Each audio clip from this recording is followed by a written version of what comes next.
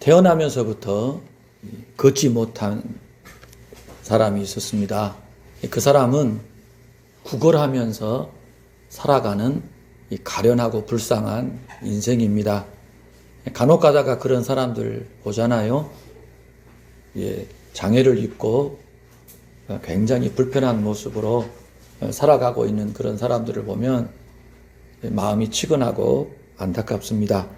오늘 본문에 나오는 이 사람도 엄마 뱃속에서부터 나올 때부터 걷지를 못했어요.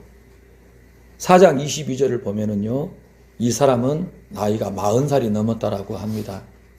그러니까 엄마 뱃속에서 태어날 때부터 40살이 넘도록 단 한 번도 걸어보지 못한 사람이었어요. 여러분, 그 사람의 형편이나 처지가 어땠을 것 같습니까? 우리가 쉽게 지나쳐 버릴 수 있겠습니다만은 유심히 그 사람을 생각하고 그의 삶을 관찰한다라고 하면은요, 우리는 기가 막혀서 말이 안 나올 거예요.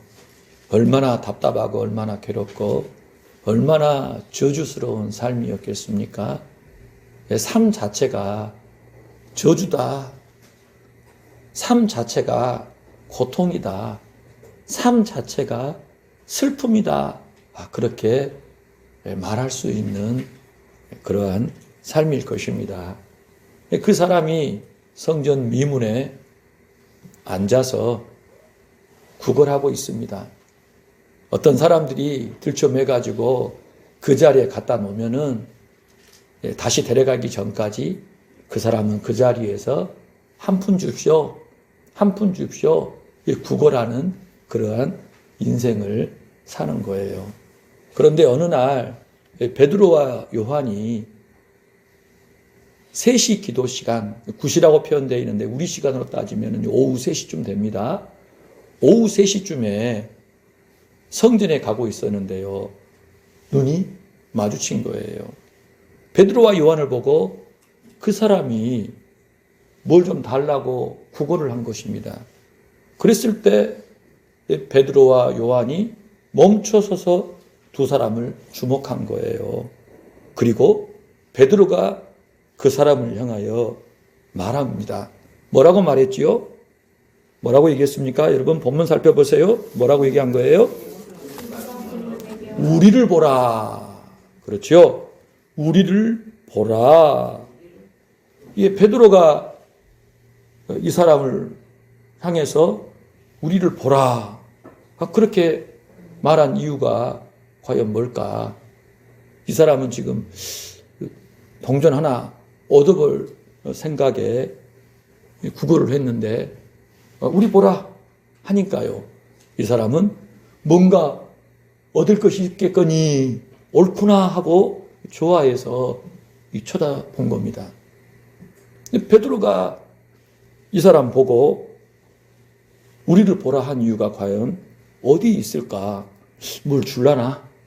불쌍하고 짠해가지고 뭘 줘야겠다 생각을 해서 그렇게 얘기를 했는지 우리가 이제 살펴봐야 할 터인데요. 자, 6절부터 보니까 6절을 한번 같이 읽어볼까요? 시작. 베드로가 이르되 은과 금은 내게 없거니와 내게 있는 이것을 내게 주노니 나사렛 예수 그리스도의 이름으로 일어나 걸으라 하고. 지금 베드로가 이 사람에게 뭔가를 준다고 주는데 이 구걸하는 사람이 바라고 원하는 걸까요? 아닐까요? 아니지요. 은과 금을 사실 바라고 있을 것 같은데 베드로는 당장에 은과 금은 내게 없다. 뭘 주겠다라고 얘기하지요? 이름을 주겠다라는 겁니다. 이름을. 그렇지요? 그래서 어떤 이름인가 봤더니 의사 이름도 아니고 부자 이름도 아니에요. 그렇지요? 돈 나올 만한 사람의 이름도 얘기하지 않아요.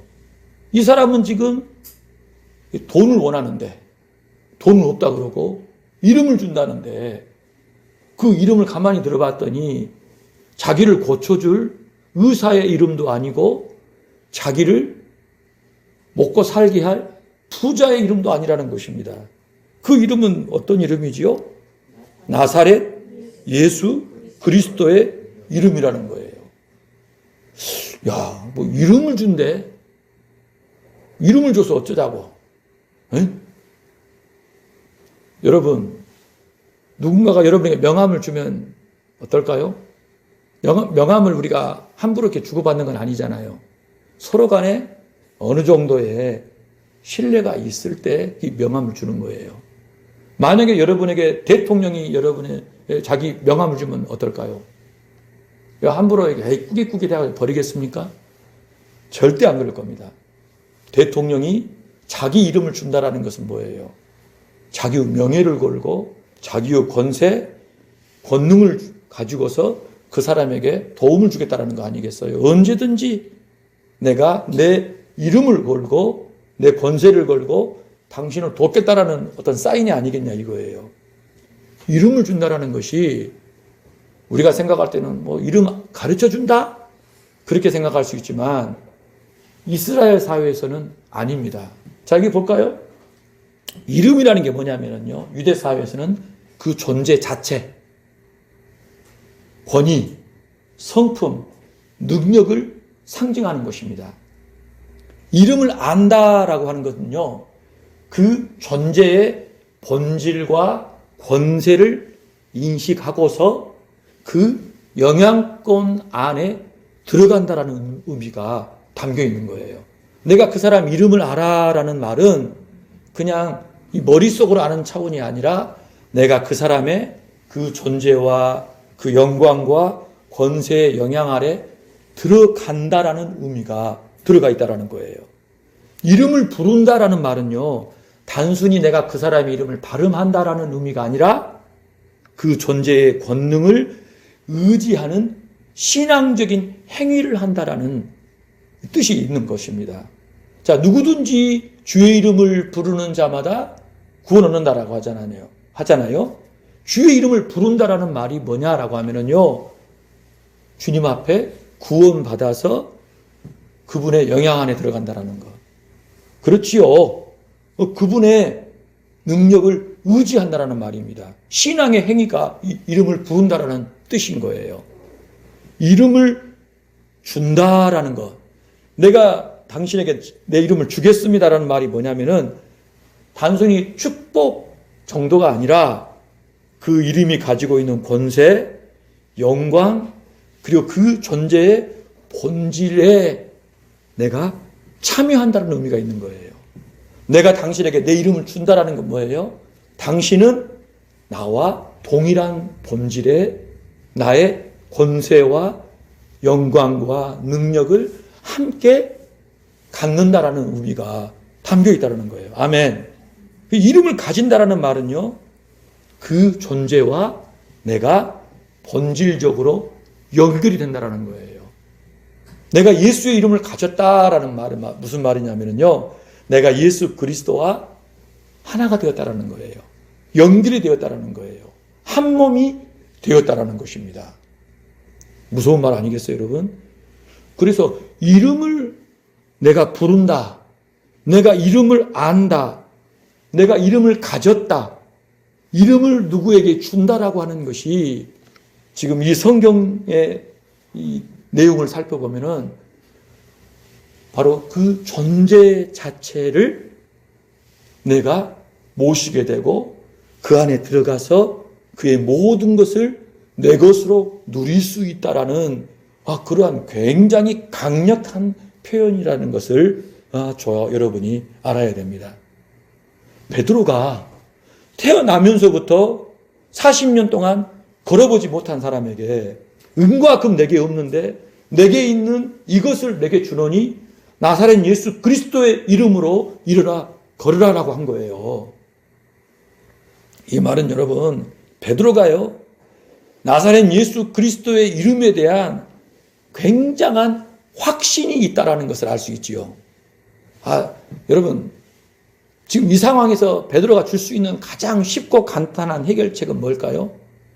있는 거 털어서 주면 됩니다. 그렇지요. 아니면은요, 누구 연결해주고 소개시켜주면 되잖아요. 의사나 조금 잘 나가는 사람. 그런데 베드로는 굉장히 지금 어렵고 이 복잡한 지금 해결책을 내놓고 있잖아요. 이게 과연 그럴 수 있어? 가능해? 왜? 나사렛 예수 그리스도 이름으로 일어나 걸으라. 태어나면서부터 40년간 단 한 번도 걸어보지 못한 사람에게 나사렛 예수 그리스도 이름으로 일어나 걸으라고 명령한 겁니다. 안 되면 어떻게 되는 거예요? 큰일 나잖아요. 이거는 예수님의 이름의 명예, 이제 시작하는 교회에 찬물을 끼얹는 일이 될 것입니다.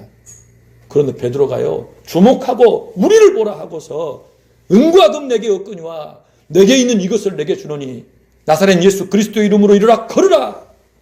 그렇게 얘기할 수 있었던 것은요, 선포할 수 있었던 것은요, 베드로에게 확신이 있었다라는 거예요. 확신. 아멘.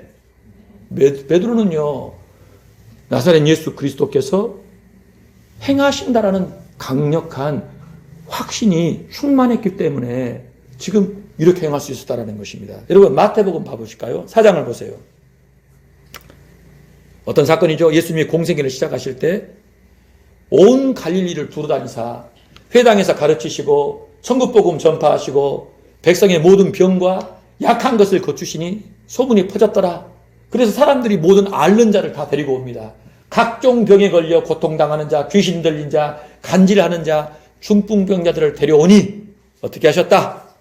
전부 다 고치셨다라는 것입니다. 그러니까 공생애 내내 제자들은요, 예수님께서 병자 고치는 것, 기적과 같은 일들을 수도 없이 목격한 거예요. 아멘. 그렇지 않습니까? 우리가 성경에서 확인하잖아요. 제자들은 예수님께서 그야말로 기적이다라고 말할 수 있는 일들을 수도 없이 벌리신 것을 직접 보고 듣고 경험한 것입니다. 자, 누가복음을 볼까요? 마태복음을 한 걸 더 봅시다. 자, 밤 사경이라 하면은요, 새벽 3시에서 6시까지 정도 됩니다.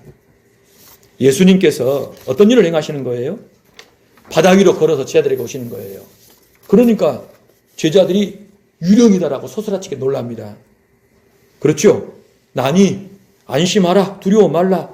그랬더니요, 베드로가 어떻게 반응해요? 주여, 만일 주님이시면 나를 명하여 무리로 오라 하소서라고 얘기한 거예요. 모든 제자가 막 두려워져 발발발발발발 떨고 있는데 베드로는 어떻게 했어요?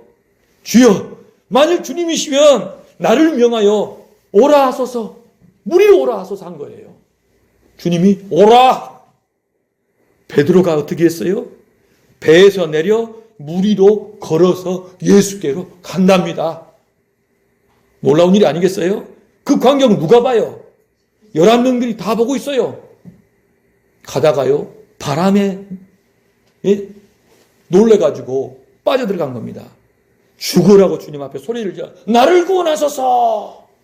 주께서 즉시 손을 내밀어서 베드로를 잡아서 끌어올리십니다.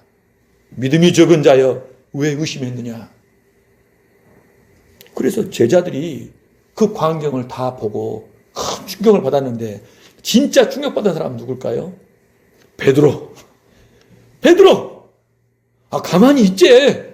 묻은다고 또 나서 갖고. 근데 베드로 때문에 어때요? 다른 사람들은 충격에 충격을 본 거예요. 그렇지요. 예수님 말씀 의지하여 믿음으로 행하면 베드로도 바다 위를 걷는구나. 예수님이 유령이냐. 무서워라 하고 있었는데 베드로 때문에 어떻게 돼요? 유령이 아니라는 것.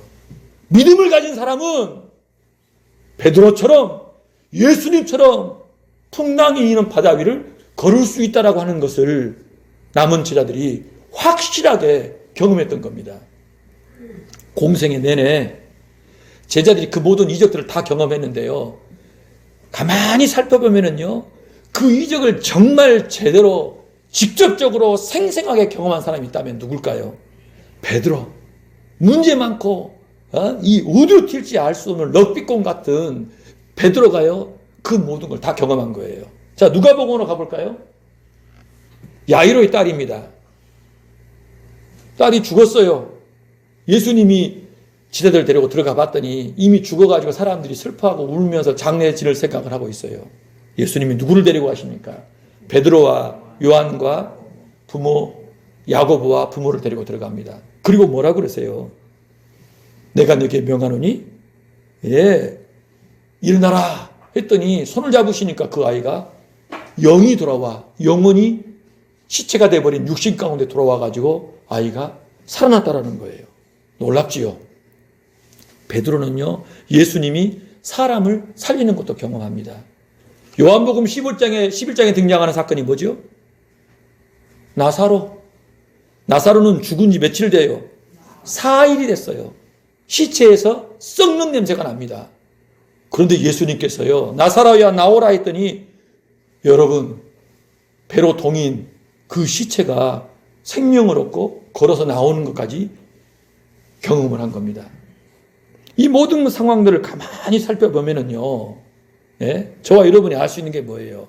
베드로는 공생애 내내 예수님께서 행하신 그야말로 이 기적과 같은 사건들을 수도 없이 경험했구나. 그리고 직접 자기 자신이 체험했다라는 거예요. 그런데 중요한 게 뭐지요? 그 예수님이 죽으시고 3일 만에 다시 살아나셨고 함께 계시다가 직접 승천하셔 하늘 보좌에 앉으신 것을 봤다라는 것입니다. 그리고 그 예수님께서 뭘 보내주셨어요? 약속하신 성령을 보내주신 거예요. 그러니까 베드로는요 예수 그리스도 누구시다라는 거예요. 죽어서 장수되어서 썩어버린 분이 아니라 살아계실 때 그 어마어마한 능력을 행하신 그분이 죽으시고 다시 살아나셔서 영원히 살아계시는 분이시다.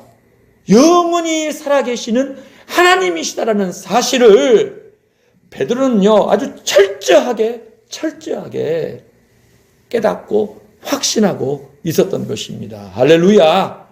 그러니까요 태어나면서부터 40년간 한 번도 걸어본 적이 없는 사람 예수님이 고치실 수 있어요 없어요? 있지요. 왜 못합니까? 썩은 냄새가 나는 사람도 살리신 주님이 돌아가셔서 끝나버린 게 아니라 살아계시는데 죽음을 내가 받고 부활도 경험했고 성천하셔서 성령 내려주신 것도 봤는데 살아계신 그분이 하나님이신데 뭘 못하냐 이거예요. 베드로에게는요 충만한 확신이 있었다라는 사실이에요. 오늘 저와 여러분도 예수 그리스도를 어떻게 믿느냐가 중요합니다. 여러분 예수님이 과거에 능력을 많이 행하셨어요. 기적도 많이 행하셨어요. 근데 어쩌라고? 죽었잖아. 그렇게 믿으십니까? 살아나셨고 하나님 보좌 우편에 앉으셔서 통치하고 계신다니까요. 그분은 지금도 일하고 계신다는 사실입니다. 일하고 계셔요. 아멘. 그래서 포기하지 말고 낙심하지 말고 주께 기도하라고 말씀하신 거예요. 자, 요한복음을 볼까요? 같이 한번 읽어봅시다. 14장입니다. 시작. 내가 진실로 너희에게 이르노니 나를 믿는 자는 내가 하는 일을 그도 할 것이요 또한 그보다 더 큰 일도 하리니 이는 내가 아버지께로 감이라. 너희가 내 이름으로 무엇을 구하든지 내가 행하리니 이는 내가 아버지로 하여금 아들로 말미암아 영광을 받으시게 하려 함이라. 내 이름으로 무엇이든지 내게 구하면 내가 행하리라. 예수님이 어떤 일을 행하셨는지를 다 아는 베드로는요 또 약속마저도 받았어요. 어떤 약속입니까? 나를 믿는 사람은요 내가 한 것보다 더 큰 일도 행하겠다는 거예요. 예수님의 약속입니다. 너희가 내 이름으로 무엇을 구하든지 어떻게 하신다? 예수님이 행하시겠다는 거예요. 예수의 이름으로 구하면 예수님이 행하신다라고 약속하신 겁니다. 그렇기 때문에 베드로는요 그 믿음을 따라 행한 겁니다. 태어나면서부터 40년 동안 걸어본 적이 없는 사람도 예수의 이름으로 일어날 수 있다라고 하는 믿음을 가졌던 거예요. 왜요? 예수 그리스도가 행하신 걸 다 봤기 때문에, 자기가 직접 체험했기 때문에, 죽으신 그분이 부활하셨기 때문에, 승천하셔서 지금 다스리고 일하고 계시기 때문에, 약속하시기를 내가 한 것보다 더 큰 것도 행하겠다. 내 이름으로 무엇을 구하든지 내가 행하겠다라고 약속하셨기 때문에 베드로는 성령이 충만하여 그 믿음 하에 그 일들을 행했다라는 사실이에요. 오늘 저와 여러분도 여러분 이 기초 위에 믿음을 세워야 합니다. 예수님은 살아계신다. 행하신 그 일을 지금도 행하신다. 이제는 믿는 나를 통하여 그 일을 행하기를 원하신다라는 거예요. 내가 예수의 이름으로 구하면 주님이 친히 역사하셔서 이루시겠다라고 약속하셨다라는 것을 기억하고서 기도해야 될 줄로 믿습니다. 아멘. 왜 이렇게 믿음 소리가, 아멘 소리가 작습니까? 아멘. 믿음으로 기도하시길 축복합니다. 12절부터 16절까지의 내용은 어떤 내용입니까, 여러분? 그 사람이 과연 일어나 걸으라 했더니 여러분 발에 힘을 얻어가지고 일어나 버렸어요. 걷기 시작했어요. 뛰기도 합니다. 그러더니 하나님을 찬양합니다. 하나님을 막 찬양하는 거예요. 그리고 베드로와 요한을 막 붙잡으니까요. 삽시간에 보고 있던 사람들이 경악을 금치 못하면서 소리를 막 지르는 거예요. 사람들에게 막 알리니까 수많은 사람들이 솔로몬 행각에 모여들기 시작합니다. 몇 명이 여러분 모인 줄 아세요? 사도행전 여러분 4장 4절을 보시기 바랍니다. 모인 무리가 몇 명? 5천 명. 안 믿는 사람이 있었다고 하면은요, 더 많은 사람이 있었을 거예요. 5천 명 이상이 이 사건을 보고서 몰려들기 시작한 겁니다. 그러자 베드로가 이 사람들을 향하여 증언하기 시작합니다. 설교하기 시작해요. 그 설교의 내용이 있는데 정리하자면은요, 우리가 한 게 아니다. 네? 우리가 한 게 아니야. 우리 개인의 권능이나 경건으로 이 사람을 이렇게 만든 게 아니다라고 얘기합니다. 누가 했다?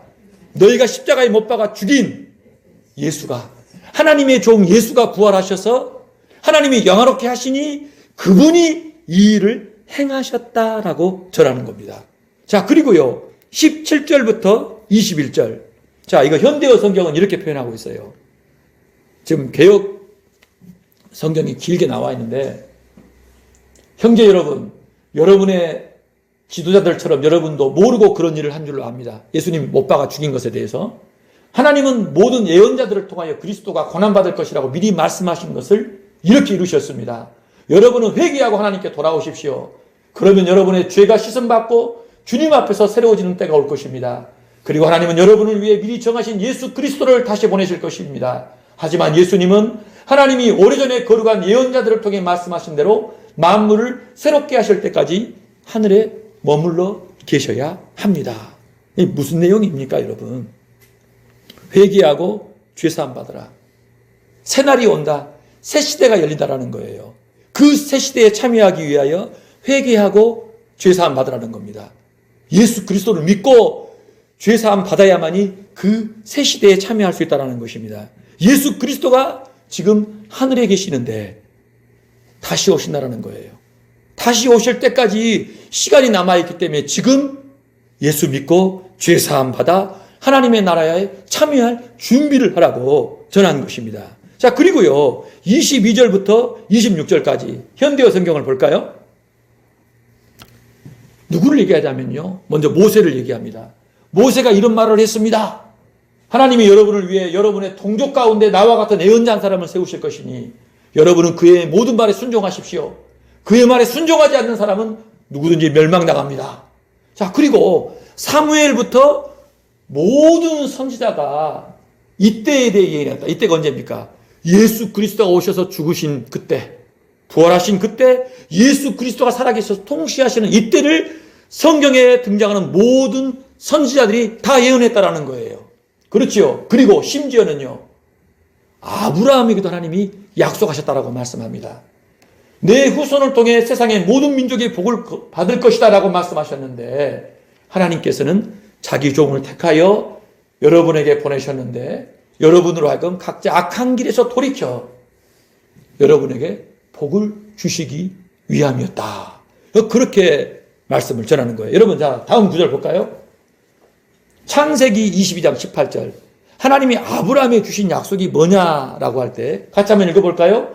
내 씨로 말미암아 천하 만민이 복을 받으리니 이는 내가 나의 말을 준행하여 쓰민이라 하셨다 하니라. 하나님께서 아브라함에게 주신 궁극적인 가장 중요한 약속이 있다면요, 아브라함의 씨로 말미암아 천하 만민을 복받게 하시겠다는 거예요. 그 복이 이 땅에서 잘 먹고 잘 사는 복이 아니라 하나님의 새하늘과 새 땅에 참여하는, 하나님의 자녀가 되어 영원한 생명을 누리는 그 복에 참여하게 하시겠다라고 하나님께서 약속하신 겁니다. 할렐루야. 그 복이 바로 예수 그리스도 안에 있는데, 그 아브라함에게 말씀하신 그 씨가 누구라는 거예요? 예수 그리스도라는 거예요. 베드로는 지금 예수님이다라고 얘기한 것입니다. 자, 신명기를 볼까요? 아까 얘기했던 거 있죠. 하나님께서 어떻게 하신다? 너희 가운데 내 형제 중에 너를 위해 나와 같은 선지자 하나를 일으키시리니 너희는 그의 말을 들어야 한다. 호렙산에서 네 하나님 여호와께 구한 것이 너희 이게 아니냐. 이스라엘 백성이 뭐라 그랬어요? 하나님 무서워요. 불 가운데 임하신 하나님을 견딜 수가 없으니 하나님 우리에게 말씀하지 마세요. 그렇게 벌벌벌 떨면서 하나님 앞에 말씀하지 말라고 했어요. 죽을 것 같다고. 그래서 하나님께서 그 사실을 아시고 어떻게 하신다고요? 그들의 형제 가운데 한 사람을 세워서 하나님의 말씀을 전하게 하셨다는 겁니다. 모세는 자기와 같은 선지자가 올 것을 하나님이 말씀하셨다라고 얘기를 한 거예요. 그 이스라엘 백성은요, 모세가 예언한 그 선지자가 누구냐라고 계속 기다렸던 겁니다. 그런데 베드로는 그 선지자가 누구다라고 얘기해요? 예수님이다. 예수님이다라는 거예요. 그렇지요. 이 모든 걸로 봤을 때요, 저와 여러분이 확인할 수 있는 게 뭡니까? 베드로는 예수 그리스도, 그분이 살아계신 하나님이시다. 성경이 증언하고 있는 핵심이다.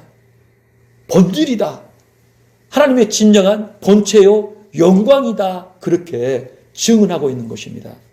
그렇기 때문에 지금 베드로는 사람들에게 무슨 얘기를 하고 있냐면요, 예수 그리스도는 하나님이 인생에게 주시는 최고의 선물, 이 우주 만물을 지으신 하나님, 인생을 지으신 하나님이 각 사람에게 주시는 최고의 선물이 뭐냐라고 할 때 예수 그리스도다. 그리고 베드로는요, 자신이 받아서 가지고 있는 가장 귀하고 값진 최고의 선물이 뭐라고 얘기하고 있어요? 예수 그리스도다. 내게 있는 이것을 내게 주노니. 베드로가 가지고 있는 가장 귀한 게 은이 아니고 금이 아니라는 것입니다. 의사의 이름, 부자 이름이 아니라는 거예요. 베드로가 가진 가장 귀하고 값진 최고의 하나님 선물은 뭐다? 나사렛 예수 그리스도다. 예수 그리스도라고 얘기하고 있어요. 그리고요, 마지막으로 베드로가 나면서부터 40년 동안 단 한 번도 걸어보지 못한 가련한 인생, 구걸하다가 끝마칠 불쌍하기 짝이 없는 그 인생에게 자신이 줄 수 있는 최고의 선물이 뭐라고 얘기를 하고 있어요? 뭐라고요? 나사렛 예수 그리스도. 아멘. 하나님이 인생에게 주신 최고의 선물, 성경에 기록된 최고의 선물이 누구다? 예수 그리스도다. 베드로가 받은 최고의 선물이 뭐다? 예수 그리스도다. 베드로가 이 가련한 인생에게, 이 세상에서 정말 천하고 안타깝고 불쌍하기 짝이 없는 이 인생에게 줄 수 있는 최고의 선물이 뭐다? 예수 그리스도다. 예수 그리스도다. 아, 지금 그렇게 전하고 있는 것입니다. 주께 사랑하시는 성도 여러분, 오늘 저와 여러분에게 예수 그리스도, 그분은 어떤 분이십니까? 어떤 의미입니까? 어느 정도의 가치를 가지고 계신 분이십니까? 나에게 예수님은 도대체 어느 정도의 가치를 가진, 어느 정도의 의미를 가진 분이냐 이거예요. 여러분, 오늘 이거 한번 깊이 묵상해 보셔야 합니다. 하나님은 수천 년 동안 특별한 사람을 택해서 성경을 주셨는데, 아브라함도 택하시고 모세도 택하시고 사무엘도 택하시고 수많은 선지자를 택하셔가지고 누구를 얘기하셨다? 예수 그리스도를 얘기하셨다. 하나님이 인간에게 줄 수 있는 가장 크고 귀한 값진 선물, 인간의 그 무엇으로도 살 수가 없는, 그 무엇으로도 살 수 없는 선물을 주셨는데 그분이 예수 그리스도라고 하셨는데 나는 과연 지금 그렇게 알고 있는가? 그렇게 알고 있냐 이거예요. 나 예수님 그런 정도로 알고 있냐 이거예요. 자, 성탄절이 됐습니다. 가까이 왔어요.